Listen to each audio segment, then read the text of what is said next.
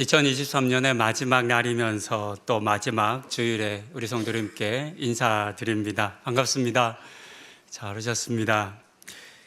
보통 주일 설교 제목이나 이게 본문 정하는 거, 주제 정하는 게 어렵습니다. 여러분들, 저희 목회자라고 해서 머릿속에서 설교가 늘 항상 술술 나오는 건 아닙니다. 어려운데 특별히 오늘처럼 이렇게 특별한 날이라고 하는 의미가 있는 날 설교를 이렇게 전하는 게 더 어려운 것 같습니다. 어떤 주제를 잡아야 할까, 어떤 설교를 해야 할까 고민이 됩니다. 이렇게 특별한 날이 가지는 의미가 또 있기 때문입니다.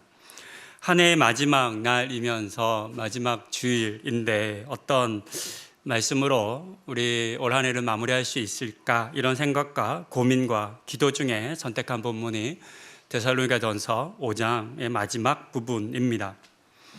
데살로니가 교회와 성도들을 향한 바울이 전했던 여러 권면의 말씀을 나누면서 한 해를 마무리하는 우리가 함께 교회를 이룬 우리에게, 서로에게 어떤 마음과 또 태도를 가져야 할지를 배우고 또 그와 같은 일들을 실천해 보는 그런 시간이 될 수 있기를 소망합니다. 데살로니가는 빌립보에서 약 160여 킬로미터 떨어진 항구 도시입니다. 바울이 2차 전도 여행 중에 머물렀던 도시인데요. 이 내용은 사도행전 17장에 비교적 자세하게 기록되어 있습니다. 데살로니가 교회 또 데살로니가 지역에 대해서는 앞선 설교에서 한 두어 번 정도 다루었기 때문에 그 내용은 생략하도록 하겠습니다. 사도행전 17장 1절과 2절의 내용을 보면 바울은 그곳의 유대인의 회당에서 3주 동안 3번의 안식일 동안 말씀을 가르쳤습니다. 하지만 더 오래 머물고 싶었지만 머물 수 없었는데 이유는 바울을 핍박하던 유대인들이 쫓아왔기 때문입니다. 그래서 바울은 급히 밤에 도망하여 베레아로 떠나게 되었습니다. 이처럼 바울이 데살로니가에 머문 시간은 그렇게 길지 않았습니다. 아마 많은 도움을 주지도 못했을 겁니다. 고린도 교회에 바울이 1년 6개월을 머물거든요. 그러니까 굉장히 오래 머물다 보니 친밀함도 남다르고 또 여러 교회의 일들에 대한 할 말도 많다 보니까 바울이 고린도 전후서를 쓴 겁니다. 물론 이제 고린도 전후서 사이에 또 한 권의 더 편지가 있는데 그건 이제 유실되었습니다. 그처럼 오래 머물면서 많은 관계를 맺은 관계가 아니었음에도 불구하고 실제적으로 많은 도움을 주지 못했음에도 불구하고 바울이 세웠던 이 데살로니가 교회는 매우 잘 성장하는 교회였습니다.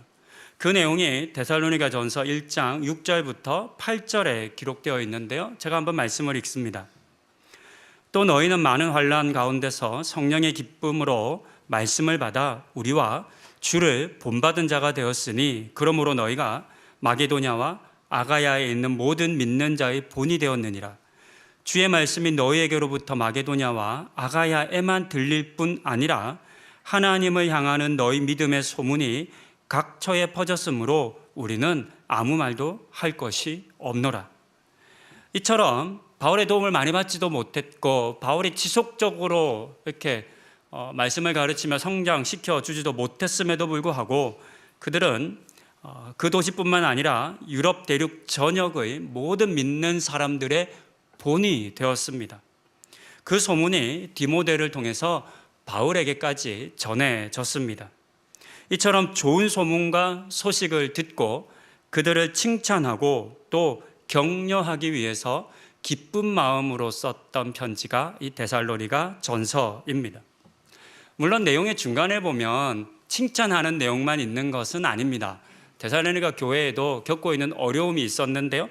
특히 가장 어려웠던 문제가 잘못된 종말론으로 인한 혼란이었습니다. 그래서 그런 내용을 바울이 권면하는 내용도 기록되어 있습니다. 하지만 전반적으로는 데살로니가 교회와 성도들의 좋은 믿음과 또 수고를 칭찬하는 내용의 편지입니다.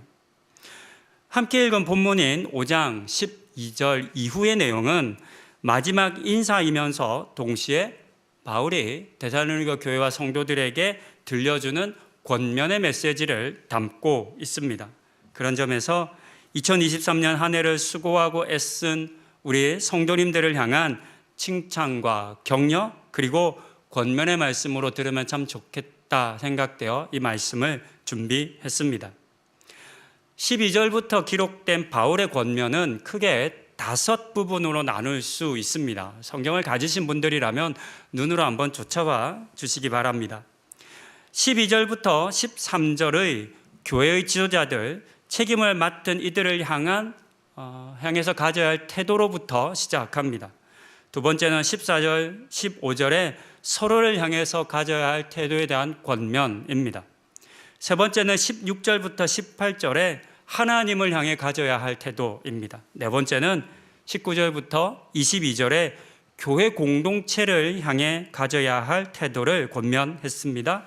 그리고 마지막으로 23절부터 28절에는 모든 사람들을 향한 권면의 내용을 담고 있습니다. 간단하게라도 각각의 내용을 살펴봅니다. 바울은 먼저 너희 가운데서 수고하고 주 안에서 너희를 다스리며 권하는 자들이라고 표현된 교회의 지도자들과 리더들을 주목해 보라고 했습니다. 그들을 귀하게 여기고 그들에게 필요한 관심과 사랑을 표현하기를 권면했습니다. 이 본문에 사용된 이 사랑이라고 하는 단어는 사랑합니다, 사랑해요라고 하는 말이 아닙니다. 학자들은 이 단어가 필요한 재정적인 지원과 보상을 의미하는 단어로 봅니다. 그렇습니다. 우리는 교회를 섬기는 이들을 주목해서 보아야 합니다. 그리고 그들을 칭찬하고 또 격려하며 우리가 당신들을, 여러분들을 귀하게 여기고 있습니다 라고 하는 것을 표현해 주어야 합니다. 그래야만 이들이 더욱 충성되고 또 헌신하며 교회와 성도들을 돌볼 힘을 얻을 수 있기 때문입니다. 하지만 이런 거 잘 못하는 것 같아요. 수고했다, 잘했다, 고맙다, 사랑한다 이런 표현들을 생각보다 잘 못하는 것 같아요. 여러분들 집에서 잘 하세요? 집에서 우리 좌우분들한테 한번 해볼까요? 연습을 해보겠습니다. 올 한해 수고 많으셨습니다. 조금 부족함도 있지만 잘하셨습니다. 조금 부족함도 있지만 사실 빼면 되겠죠? 잘하셨습니다. 이런 얘기도 좀 한번 들려줄까요? 잘하셨습니다.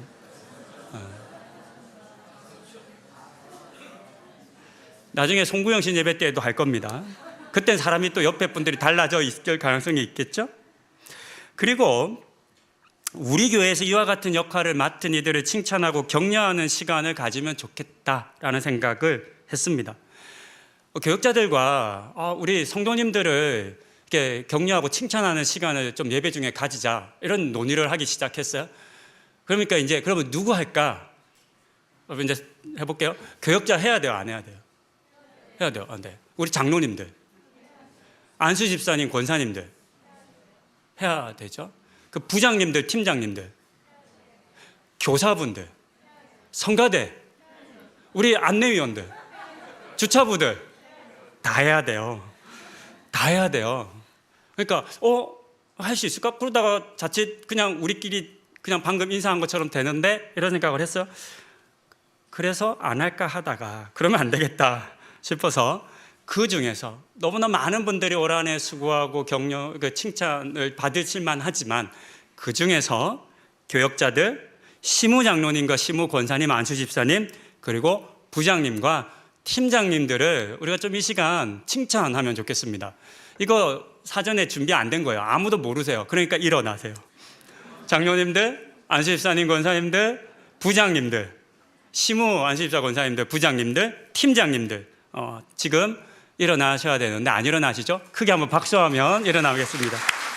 일어나 주시기 바랍니다. 네, 감사합니다. 감사합니다. 앞서 말씀드린 것처럼 이분들 외에도 더 많으세요. 다 소개하고 싶고 다 칭찬 드리고 싶고 다 감사하고 싶지만 그러지 못함을 이해해 주시기 부탁드립니다. 다시 한번 서 계신 분들을 향해서 조금 더 큰 소리로 한 해 동안 수고 많으셨습니다. 고맙습니다. 감사합니다. 한번 소리 해서 인사드리겠습니다. 한 해 동안 수고 많으셨습니다. 고맙습니다. 감사합니다. 감사합니다. 정말 감사합니다. 박수하면서 자리에 앉겠습니다. 제가 이런 거 잘 못하잖아요, 설교 때. 이제 좀 해보려고요.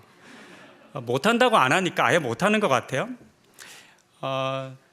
다시 한번 우리 모든 성도님들을 대표해서 올 한 해 동안 사랑과 헌신으로 섬겨주신 우리 모든 교회 직분자분들, 교육자분들 감사드립니다. 한 해 동안 정말 수고 많으셨습니다.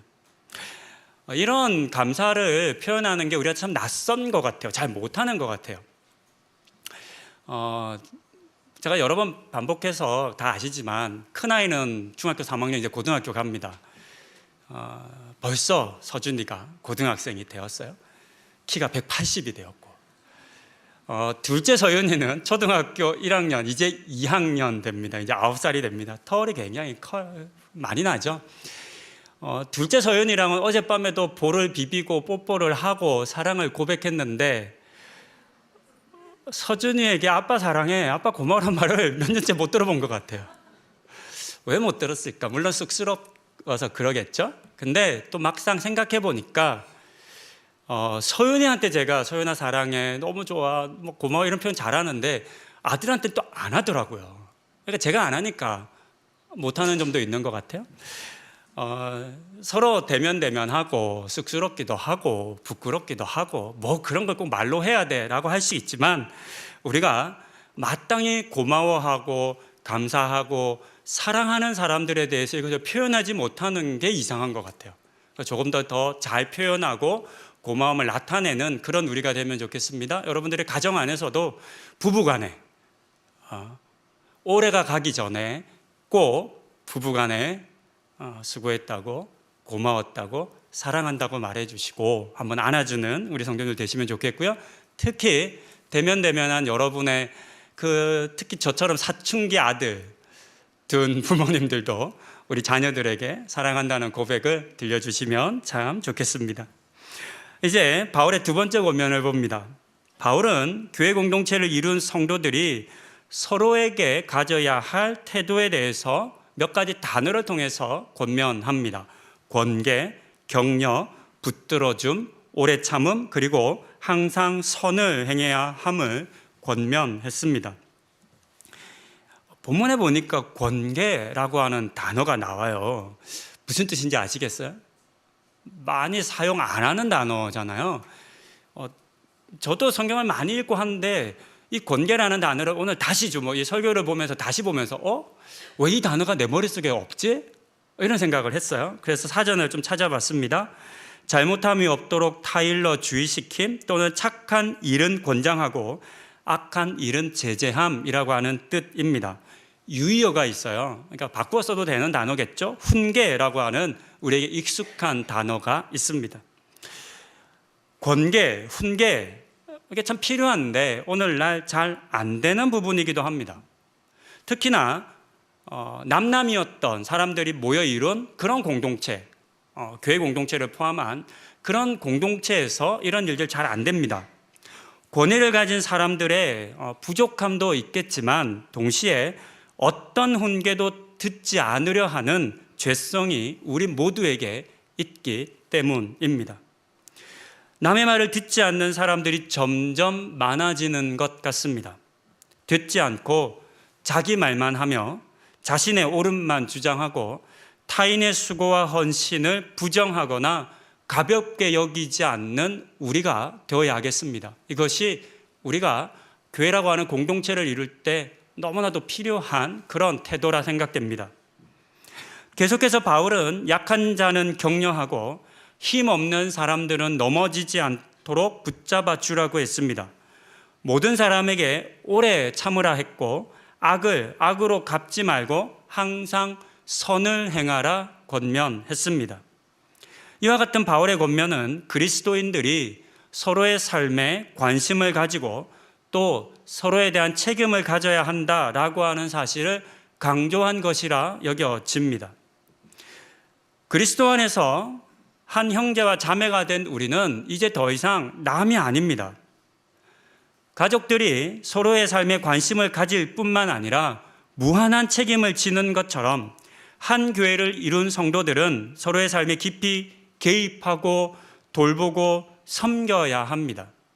그와 같은 노력을 외면하지 않고, 그래서 그냥 얼굴만 알고 그냥 사실 뭐 얼굴 모르는 것도, 이름 모르는 것도 별로 뭐 중요하게 여기지 않고, 또는 뭐 그다지 열심히 교회 생활에서 서로 관계하지 않는 그런 신앙생활 하고 싶다, 이런 생각 우리가 버려야 할 것 같습니다.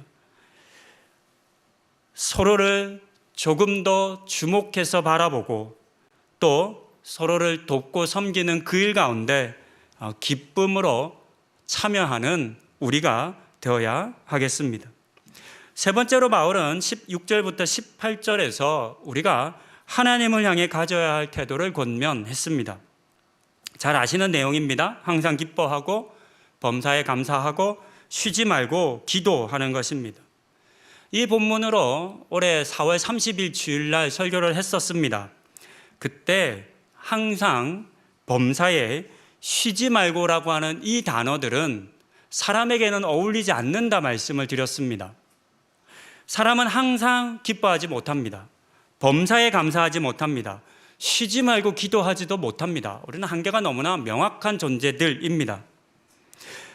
그러면서 하나님을 떠나지 말라는, 어떤 어려움을 만나고 고난을 당해도 하나님을 붙잡으라는 도전으로 이 말씀을 이해할 수 있다 말씀을 드렸습니다.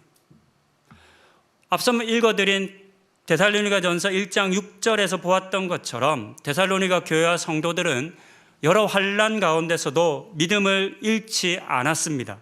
그것으로 모든 믿는 자들의 본이 되었습니다. 이와 같은 모습을 다시 떠올리며 바울이 권면하는 겁니다.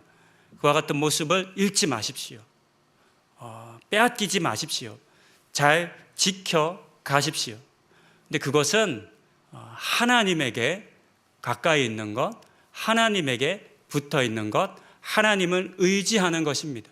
그러기 위해 항상 범사에 최선을 다하고 하나님께 붙어 있으십시오 라고 하는 권면이라는 것을 알 수 있습니다. 19절부터 22절에 기록된 바울의 네 번째 권면은 교회 공동체를 향해 우리가 가져야 할 태도입니다.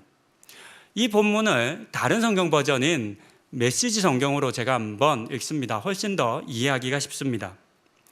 성령을 억누르지 마십시오. 주님께 말씀을 받은 사람들을 막지 마십시오. 그러나 쉽게 속지 마십시오.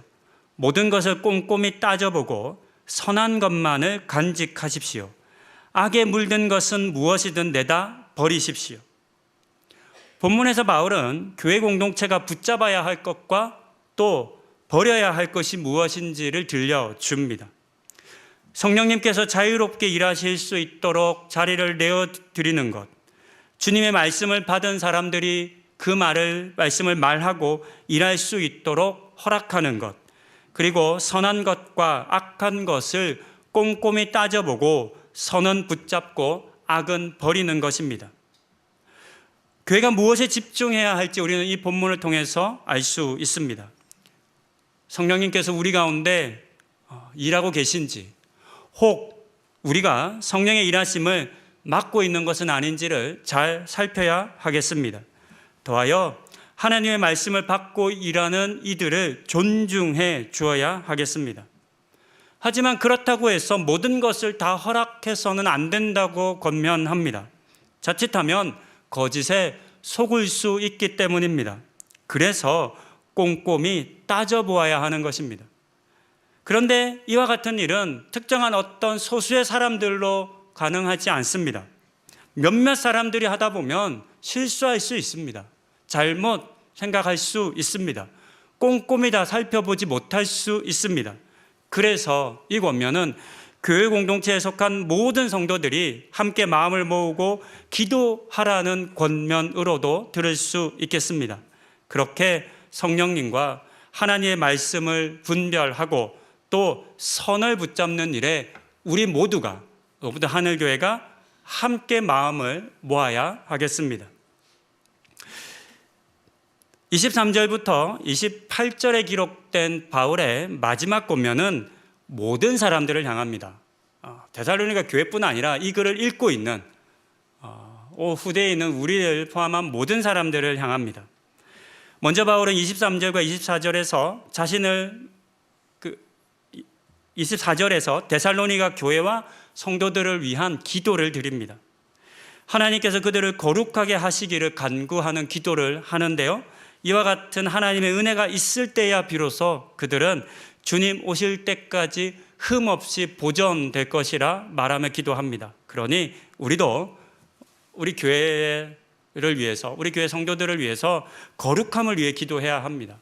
이 거룩함이 우리 모두를 하나님이 오실 때까지 흠없게 우리를 보존해 줄 수 있기 때문입니다. 그리고 25절부터 28절에서 마지막 부탁과 당부의 말을 전합니다.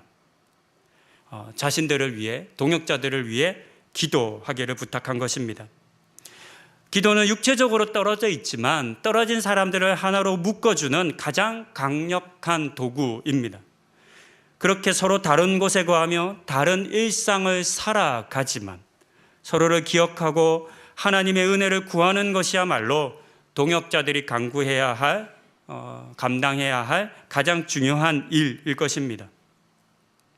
그런 권면을 마친 바울이 들려주는 이제 정말 마지막 권면은 거룩한 입맞춤을 하며 서로를 문안하라는 것입니다. 이 표현을 우리는 쉽게 읽고 지나칠 수 있습니다. 바울이 그냥 인사하라고 얘기한 거구나, 이렇게 여길 수 있습니다. 하지만 이 문장은 훨씬 더 많은 의미를 담고 있는 문장입니다.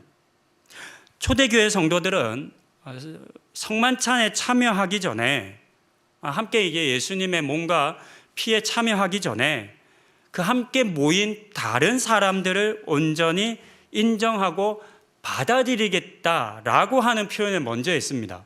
그것이 거룩한 입맞춤입니다. 당시 사람들은 관행적으로 입맞춤으로 인사했습니다. 그 당시의 사회의 인사법입니다.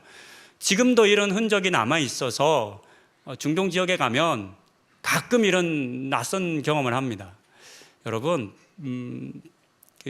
갑자기 어떤 키 큰 남자가 쑥 와가지고 제 볼 옆으로 입술을 딱 내밀 때 기분이 어떤지 아세요? 준비 안 됐는데 갑자기 쑥 다가와요. 우리는 보통 악수하거나 가볍게 앉는 인사를 잘 하잖아요. 근데 얼굴이 와요. 볼을 이렇게 인사하는 경우는 좀 드물고, 이제 뺨에 이제 입술로 인사하는 경우도 있긴 한데 드물고, 대부분 이제 볼을 비비는 형태의 인사법이 지금도 남아 있습니다. 그래서 중동에 가면 가끔 그런 인사를 합니다. 굉장히 낯설죠. 그러니까 당시에 이런 입맞춤은 일반적인 인사법입니다. 그런데 이와 같은 일반적인 인사법과 바울이 구분하기 위해서 덧붙인 단어가 거룩한이라는 단어입니다. 그래서 이 인사는 당신들이 세상 가운데서 하는, 일상의 삶 속에서 하는 세상 사람들과 하는 인사랑 다릅니다라는 걸 지금 이야기합니다. 거룩한 입맞춤을 하십시오. 어떤 의미냐면 그 인사하는, 입맞춤하는 그 사람을 존중하십시오. 받아들이십시오. 인정하십시오라고 하는 의미입니다. 마찬가지로 이 무난하다라고 번역된 단어 또한 환영하여 맞이하다는 뜻입니다. 그러니까 받아들이다는 뜻이죠. 그러니까 거룩한 입맞춤과 무난하다는, 하나는 몸으로 하는 표현이고 또 하나는 말의 표현이라고 할 수 있겠습니다. 그런 점에서 바울의 이 마지막 권면은 단순히 서로를 향해 인사하십시오라고 하는 의미가 아니라 함께 하나의 떡을 먹고 같은 잔을 마시기 전에 먼저 하나 되라는, 서로를 받아들이고 온전한 하나됨을 이루라라고 하는 권면인 것을 알 수 있습니다. 그리고 이 권면은 이 편지를 받은 데살로니가 교회와 성도들에게만 준 권면이 아니라 이후에 이 글을 읽는, 이 편지를 읽는 모든 교회와 또 성도들을 향한 권면이기도 합니다. 오늘 우리는 설교 후에 성찬을 받을 겁니다. 이때 여러분들께서 성찬을 받으실 때 나 혼자만의 행위가 되지 않도록 하십시다. 한 교회를 이룬 모든 성도들이 다른 성도들을 온전히 인정하고 받아들이겠다라고 하는 다짐과 약속의 마음으로 하나님, 우리 노부다 하늘교회를 이곳에 모인 우리 성도들을 하나 되게 해주십시오 라고 하는 마음으로 이 성찬에 참여하시면 좋겠습니다. 말씀을 정리합니다. 2023년 지나오며 성도님들의 삶은 어떠셨습니까? 좋은 일도 있으셨을 겁니다. 하지만 힘든 일도 있었을 겁니다. 어쩌면 아직 해결되지 않은 어려운 상황에 처한 분들도 계실 수 있겠습니다. 올해 우리 교회는 사서고생이라는 비전 속에서 사랑으로 서로 하나됨을 고민했었습니다. 이 모든 사역들에 함께해 주신 성도님들께 깊이 감사드립니다. 하지만 그럼에도 불구하고 생각이 다르고 일하는 방식이 달라서 갈등하기도 했습니다. 온전히 서로를 인정하고 받아들이지 못한 일들도 있었습니다. 모든 성도들과 화목했으면 좋았을 텐데 그게 그렇게 쉬운 일은 아니었습니다. 이런 아쉬움 속에서 2023년을 보냅니다. 그런데 이렇게 아쉽게만 보내면 안 될 것 같습니다. 섭섭함이나 화를 내년까지 가져가지 않아야 하지 않을까요? 그런 마음으로 오늘의 본문에서 바울이 한 권면을 우리가 받고 또 들을 수 있으면 좋겠습니다. 한 교회 공동체를 이룬 우리 모두를 서로가 존중하고 아끼고 사랑하고 화목한 공동체를 이룰 수 있기를 소망합니다. 함께 교회를 이루어 주어서 고맙다라고 말할 수 있고 덕분에 내가 너무나 많은 은혜를 입었다라고 말할 수 있고 그 섬김과 수고가 우리의 교회를 아름답게 만들었습니다 라고 이렇게 칭찬하는 우리가 되면 좋겠습니다. 한 몸이신 예수의 몸과 피를 나누어 먹고 마시기에 조금도 부족하지 않은 그렇게 충분한 하나됨을 이루는 우리 성도님들이 다 되실 수 있기를 바랍니다. 올 한 해 동안 너무나 귀한 우리 성도님들과 함께 이렇게 또 교회를 섬길 수 있는 은혜 주셔서 감사합니다. 제가 이 자리에 있을 수 있는 건 여러분들의 자리에 계시기 때문입니다. 부족함도 많았겠지만 아쉬움도 있으셨겠지만 그럼에도 불구하고 이해해 주시고 또 사랑해 주시고 격려해 주셔서 감사합니다. 내년에는 더 열심히 더 충성스럽게 더 기도하며 우리 성도님들과 교회를 섬기도록 하겠습니다. 그 마음으로 또 우리 성도님들께서도 교회를 섬겨주시고 서로를 섬겨주시고 관심 가져주시고 방관하지 마시고 깊이 개입하여 온전한 하나됨을 이루어 갈 수 있기를 소망합니다. 기도하시겠습니다.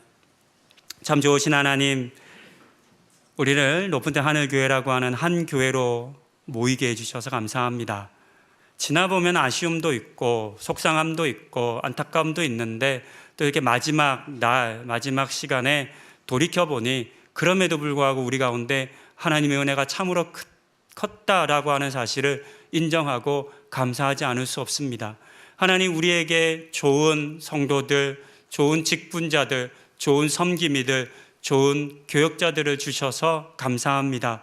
모두가 서로를 존중하고 인정하고 격려하고 칭찬하는 교회 되게 해주시고 그래서 우리가 서로를 격려하고 칭찬함으로 하나님의 온전하신 교회를 더욱 이루어가는 은혜도 허락하여 주시옵소서.